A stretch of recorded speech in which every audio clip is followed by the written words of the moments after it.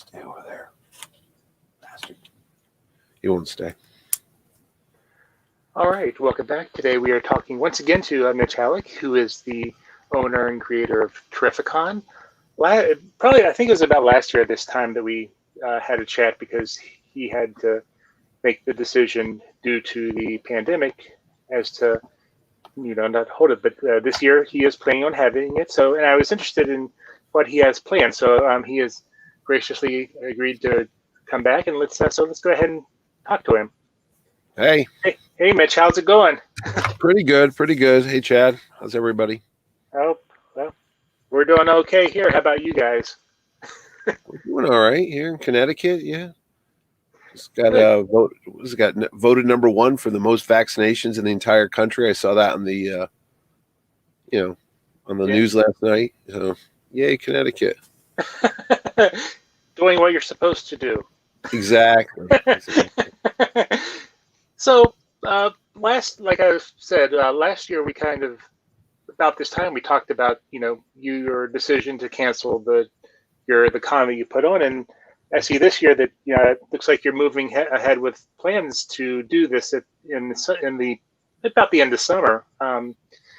So pretty close to it. Yeah. Yeah. So, I'm really interested because personally, I'm still a little leery about being in big groups, and that's basically what Comic Cons are. And so I'm very curious as to, how you have things, planned to set up to kind of continue, with whatever regulations that Connecticut is, setting for you guys. Mm-hmm. Well, first off, we're not New York Comic Con or San Diego Comic Con or even what's the one down there, Dragon Con. We don't get 80,000 people. We don't get 200,000 people. TerrifiCon is, I'm going to say it's probably a mid-size. I don't know what people have on their charts anymore for size and stuff. It's not like 2,000 people and it's not 60,000 people, but it's like the Goldilocks Con, And like in 2019, we actually had about 25,000 people come through the door. And again, I'm going to tell you a secret here. The conventions hate when I tell them this. When I say people through the door, I'm talking about physical people, like, flesh and blood, not some kind of turnstile nonsense that a lot of these shows do to inflate their numbers and make it sound like they're bigger than they are. It's like you measure yourself with centimeters instead of inches, so it looks like a bigger number. Anyway, that penis envy thing doesn't really float with me. I'm talking about people, physical people that have a ticket that go through the door. What other people do is what they call turnstile numbers, which is like if you go outside to get a donut and you come back in, well, they count you as now two people. Or if you go out to your car or you do whatever, every time you come through that turnstile, you're now counted as a new person because theoretically you could have been somebody else. But I just look at what actual ticket sales. So let's not get stupid on that. So anyway, going back to your question, because we're not, mega size show, we're pretty good. And we have like a 350,000 square foot expo center at the Mohegan Sun, which was just opened up. And if you've been there, people always say to me, oh, the aisles are so spacious. You're always spread out. I don't feel like I'm being crushed and stuff. And there's room to breathe. And we have the, doors open to the patio. There's actually sunlight that comes into our expo center because there's windows and we're out in the country and, we actually get fresh air and stuff. And we're not in some basement or some big giant convention center out in the middle of a city that's surrounded by concrete. So it's nice to be in the country. And like I said, because everything was always spread out to begin with, it wasn't that hard a challenge for me to reconfigure the floor plan and make the booths farther apart, socially distanced and stuff. And plus Mohegan Sun, it's not like an empty convention building that's been sitting there dormant, gathering dust for the last year during the lockdown. They opened up last June because it's, besides the expo center and the convention center there, they have a fully functional casino with adult gaming and entertainment and all that fun stuff there, restaurants and shops and all that. They've been open 365, 24/7 since last June. And they have a bunch of safety protocols already in place. They have this like thermal checker. It almost looks like, Mhm. you know, like in Predator when he'd see the heat wave. So when you walk through the doors at every entrance, there's this contraption that as you walk through, it reads your body temperature. So it knows, you know, if you're running a fever. If you're running any type of fever, 100 or above, they'll take you to the side and then they'll double check you with another little thermal temperature check thing.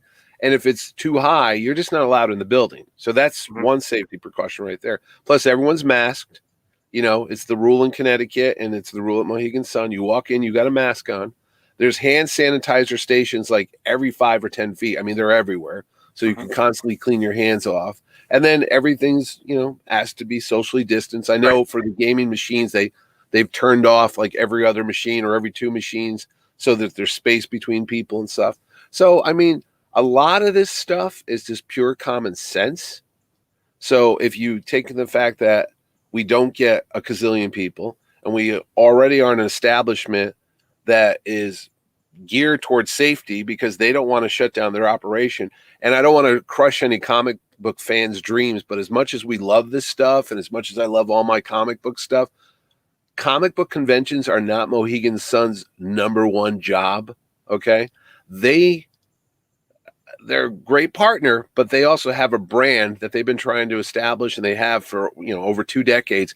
Safety and, you know, make sure everybody's having a great time, but everything's having a safe time. So that's already been in place for over a year by the time we get there. So it's a little easier for me to go in and do this event for a couple of days, knowing that I've already got a terrific partner that's already ensured as much safety as possible. And they also have their own tribal health department, which works with the Connecticut State Health Department, which works with the CDC. So they know all the safety protocols that have to be in place to make this place operational. So, I mean, that's a lot of comfort knowing in there. It's not like, oh, I'm renting out some empty auditorium for the weekend and just going to throw something together on my own. And it's up to me to figure out how to do all the thermal checkers and all that stuff. This is, like I said, one of the easiest things I had to do this year because I know that they're on top of things.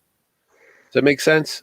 Oh, no, it makes perfect sense. And, you know, that as, you know, someone who has kind of become a hermit over the past year. Yeah. That kind of would make me feel a little more comfortable. Yeah, I know. And you know what? I'm a Connecticut Yankee. I was born here. In Connecticut, if anything, we're known, other than being snobs and stuck up, we're also known to be pretty practical and conservative. So, like, if there's a hint of a snowstorm and a snowflake coming, we batten down the hatches, empty the stores out of every milk, egg, and bread product there is, and we hunker down. So, you know, we're not known to be stupid when it comes to, you know, safety and stuff like that. We're pretty cautious people over here. That's what's kept us around since what, 1700 and something. So, yeah. So was it, did you have any trouble? You know, I was looking at your guest list. Did you have people who, you know, were like, no, I'd love to come, but Apprehensive, you mean? Yeah. No, not really. I mean, a lot of the folks know me. They know the show. They know the venue. They know that, like I said before, that we're into making sure everything's cool. If they didn't have schedule conflicts, I think like 99% are back. I haven't gone through the whole list and compared to what last year's, but a good majority, if not all of them, are coming back unless they have a schedule conflict, because it has been over a year. And, you know, there's other projects that come up and sometimes they're like, well, I was going to do it, but now I'm going to be filming a show up in Vancouver or I'm going to be recording something. So those are just professional obstacles that have come into play because it's not easy for everybody to open their calendar all the time for a comic book show. But no, pretty much everybody's, you know, said something. There are a couple people that said no, and I, you know, respect their prerogative. If they don't want to do it this year, they'll come back in 2022, you know? Yeah. So there is that. So kind of segueing off of that, who will be at the show? Already we got Michael Rooker, who was signed up for last year, Sean Gunn, who was signed up for last year. My wife picked this fellow named Scott Patterson, who I wasn't familiar with, but she knew from the Gilmore Girls. But I'm like, what's his geek cred? He's the voice on the Batman Gotham by Gaslight episodes, the TV movie. He's also been in Alienation. He's been in those Saw movies. So he's got a lot going on when it comes to genre stuff. And I've got a Land of the Lost reunion so far, only because I'm a 54-year-old nerd, and that was like my go-to show when I was a kid growing up. And I talked to the actors, and they were willing to come out, and I just thought it'd be kind of fun. That's the good thing about running your own show and being a nerd, because I'm paying the bills. I get to pick and choose which toys I want to play with in my little toy box. Yeah. And I don't really have to justify my decisions because it's my money. Who else do we got coming? I have a bunch of other guests. There's another actor from The Walking Dead that I'll announce in a couple days. He's also got a Marvel movie connection. There's tons of voiceover folks that are coming that I haven't even got at. Most of them were coming last year. Some have been added for this year. That's coming up. I like to add guests every couple weeks or every couple days. You'll see like a scattering, and people go, "Oh, why don't you put them all up at once?" Well, if I put them all up at once, what the hell am I going to talk about between now and July 30th? I got 90 days to kill time. You don't go out as a comedian and give them all the punchlines. You got to give them the other jokes too. So, I completely understand. Yeah, just keep checking the website. I'll just keep putting more and more up. And this is how it goes. Every Monday I say, hey, this week's guests are ... And then you got to see who I'm going to put out there. And there's a lot. I mean, it's almost as big as normal. And there's actually some big names I'm working on that I can't say right now because we're trying to lock down contracts and things. So there's a lot of surprises up my sleeve for this year's show. Oh, that's really cool. And I'm glad that, you've, been able to work around everything that's been coming up. Because I know one thing that people that I've, that at least I've been talking to, and I know that I saw you on your Facebook that you were just at a small con the other last weekend. Which one was that? Yeah, the Little Giant Comic Con, I think the full name of it is. It's up in Concord, New Hampshire. Yeah, that was a great time. Okay. Yeah, they had one last year too, last August. It was much smaller because it was right during the thick of it. And this year things were a little bit, more relaxed. There was more people there. So, people were getting back in the swing of things. So, what else have you still been doing the shows you do with John Centris?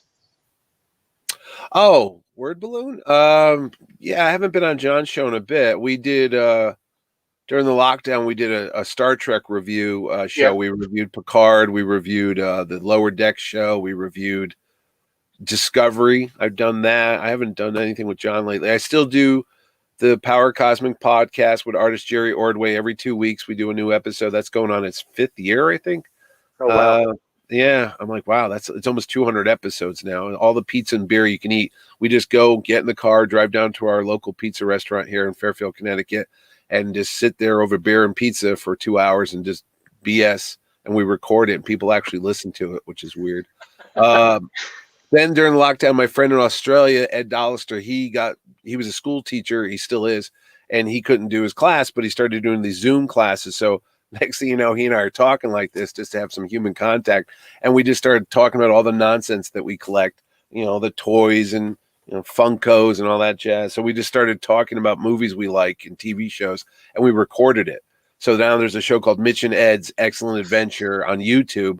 And we literally just go back and look at the A-Team, Howard the Duck, the $6 Million Man, on and on and on. That's been pretty fun. And let's see, podcast that.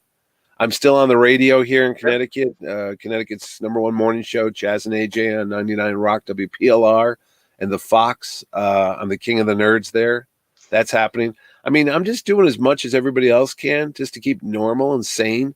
Throughout this, I've done crazy Legos. I've got this big Batmobile and this big Batwing I've built.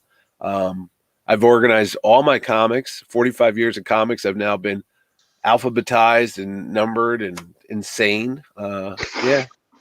I mean, my wife was killing me because for 3 weeks, you could not walk around this house without piles of comic books because I had them all over the basement. I had them up in the dining room. I had them in the living, literally stacks, trying to put Amazing Spider-Man to X-Men to Zorro, A to Z, to keep them all in order. And then once you do that, what happens? You keep getting new ones. And now you're like, oh my God, it's got to, you got to keep that spinning the plates. So I don't know why I'm bothered doing it. She's just going to put it on the curb when I'm dead, big sign, free, take me. No, I know the feeling. Yeah. All these I'm under. statues, all these toys, yeah, all this stuff, this arcade game. When you hear that I kick the bucket, drive to Connecticut because you're going to be in for, a scavenger's paradise. She won't care. Yeah. I So made have a you fortune. been watching? I don't know. Did you watch Invincible? Did you watch Falcon and Winter I fell Soldier? asleep on Invincible twice. No offense to the show and the production value. I might just watch it when I'm too tired at night. But no, I've yet to sit through it. I read the book. I have the trades over here, so it looks great. I got through the first 2 or 3 episodes, and then, like I said, I just have that blackout, and I wake up and I'm like, oh my god, how did we get here? So I have to keep going back, and then you rewind and you go, wait, no, I saw this part. Yeah. I did that with King. It's no offense to that show. I did it, so I hope Robert Kirkman doesn't get pissed at me. I did it with King Kong versus Godzilla versus Kong, whatever they called it. Yeah.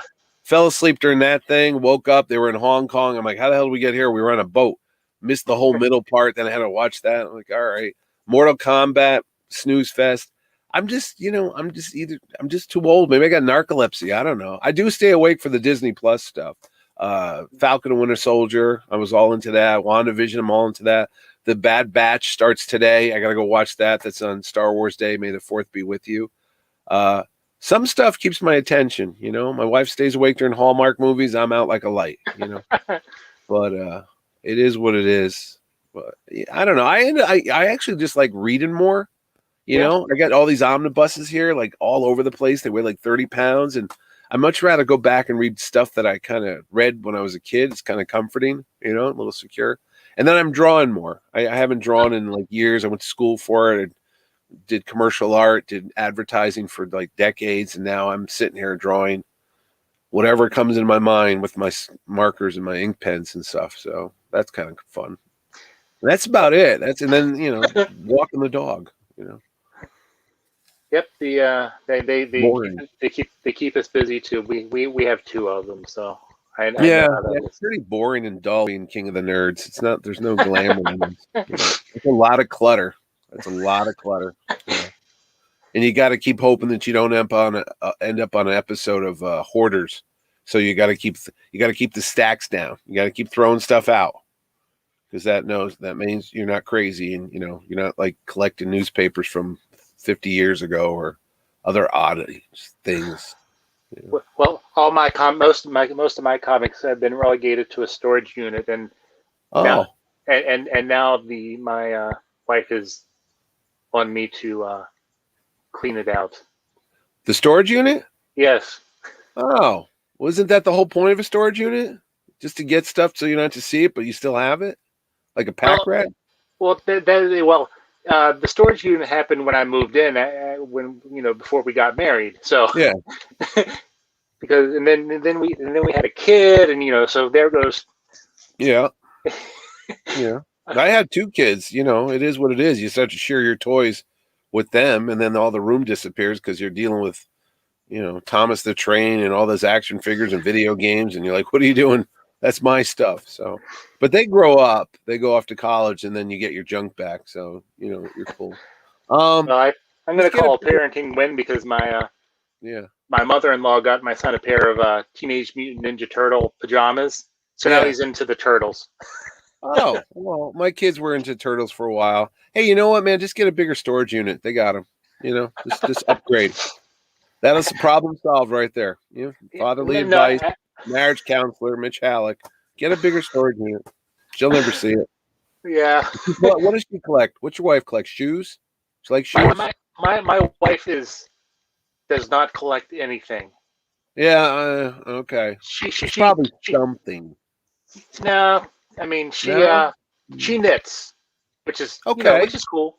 But all right, well, start hiding her balls of yarn on her. What are you gonna do? So back to the con. Where can people go to buy tickets? Okay. Well, obviously, if you don't want to leave your house or anything like that right now, you can go to Ticketmaster.com and just type in TerrifiCon, TerrifiCon, TerrifiCon. And you can just order your tickets there. You can get a 3-day ticket or a single-day ticket, kids tickets. Or if you're venturesome, you can drive out to some comic book shops here in the Connecticut area.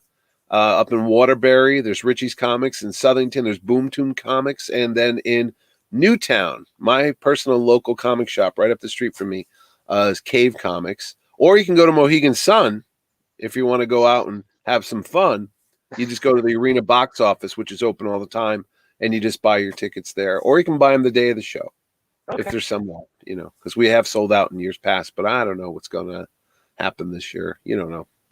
Yeah. Maybe people come out. Maybe they won't come out. Maybe it'll just be weaning, making hot dogs with Michael Rooker on the side of the street. We don't know what's going to happen. I don't know. If I knew, I wouldn't be doing this. So I'm sure you can have tracked sales so far. Does it seem to be pretty steady? Yeah, I think people are sick of being home. I think they're sick of staring at their TV all day long and doing Zoom calls and staring at each other. So yeah, I was surprised. I was like, oh, vendor booth sales are up. I'm like, whoa, what's going on? Those guys, poor guys, have been stuck home, with no place to sell any of their wares and T-shirts and art sketches and comic books. So I think they're raring to go, get back to the normal and sell stuff. So yeah, and it's 30 days. I think what is it? Today's the 4th, so it's about 86 days if my math is right. So it's almost 3 months from now. So again, every day things are getting better around here and improving. So 3 months is a long time actually. So. Yeah. Who knows where we'll be then? Maybe even better than we are now, knock on wood, and people have more fun. So I'll probably be back in the office. Yeah, my wife's upstairs now. She's been doing her Zoom calls from here for like a year, and she can't wait to get back in the office because she doesn't like sharing her living room with me and the dog and the mailman and the UPS driver. She's trying to do calls and the dog's screaming, and I'm walking by and. Occasionally I put pants on, that type of thing. So it's not been a picnic. Let's just say that. I'm the opposite. I don't want to go back. You don't want to go back? No. Really? Come on, man. No. Suck it up, Buttercup. Get out there. Christ almighty. Don't make me come over there and slap you. Get out. God didn't make you on this earth so you can sit in a 4x4 room. Go and get some fresh air. Go outside. Oh, I've been outside. There's a world out there. There's a world. You ever see the pyramids of Egypt? You're not going to see them in your basement. Come on, man. Have you ever seen the Golden Gate Bridge? I will be making a trip down to West Virginia, where I'm from. Oh, yeah, they're known for their pyramids. Yeah. Beachfront property of Rome. I can't wait to get back traveling. Jesus Lord. God, the Earth is actually not a big place. It's a very small place, and there's only so many things to see on it. And you got to get them all. There's no other point to doing this stuff if you're not going to go see it. So. Oh no, yeah. I want to see it. It's no. A little too soon. Because, but who knows? Maybe I will be more comfortable in the summer, and maybe I'll be able to make it out to the show and get to hopefully meet you in person because that'd be great. Oh, you don't want to do that. I smell terrible. Showering's become a luxury in lockdown. It rained last night. It rained last night, so I'm a bit clean. I washed real good with a rag and a stick. So where can people find you on social media and all Why that? would they want to do that? I'm such a nice guy. I am all over like horse manure, as my dad would say. I am on Facebook. If you go to any of the social media pages for TerrifiCon, the Instagram and Twitter and Facebook and 2 tin cans with a string, I'm the guy. I'm the guy that makes the graphic, the artwork. You ask a question, you will get an answer from the horse's mouth or the horse's ass, which is me.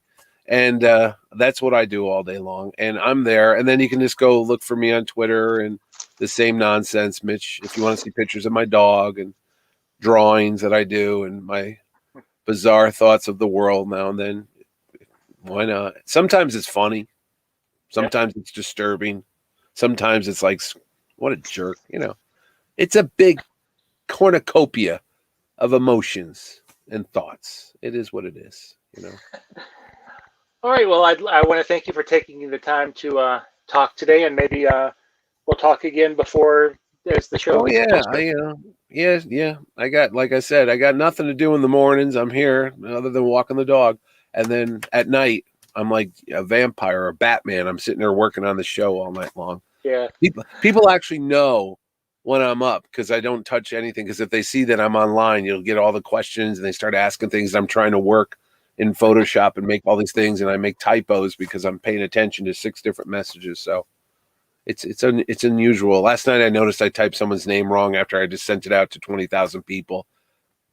That's bad. Then you got to do it all over again and hope no one notices it. Right. Called somebody the wrong name a couple weeks ago. Guy texted me at dinner time. I was like, "Oh my god!" I ran downstairs and had to fix everything. So it's fun. It's fun doing all this, you know. But it's a job. It's a living. It is what it is. So anyway, yes, I do hope I get to see you in the flesh sometime soon. So Oh, definitely. I'll make a effort.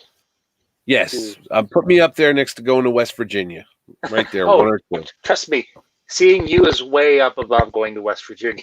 I would hope so. I'm better than those coal mines and all that other stuff they have out there. And the Tammy Wynette statue. I'm better than the Yeah. Tammy Wynette statue. I'm originally from there, but it's still tough going back. Is it Wheeling, West Virginia? Is that where you're from? No, just outside of Charleston. Oh, okay. All right. I I know drive where- around a lot, so I see signs as I'm driving to shows and promoting my show. So I go, oh, okay. Wheeling is really Ohio/Pennsylvania. Oh, okay. It's on that other corner. Yeah. And then All right. then the Eastern Panhandle is really like Maryland, you know. Yeah, I go to Maryland to go get my son. I got to go there next weekend. He's out of college for the summer, so yeah, I'm familiar with that area. So, All right, well, it's been a pleasure talking to you, and we'll definitely touch base before. yeah, oh yeah, anytime, man, anytime, Chad. I'm here. All right, thank you very much. Thank you very much. I'll talk to you. All right. All right. Was that good enough?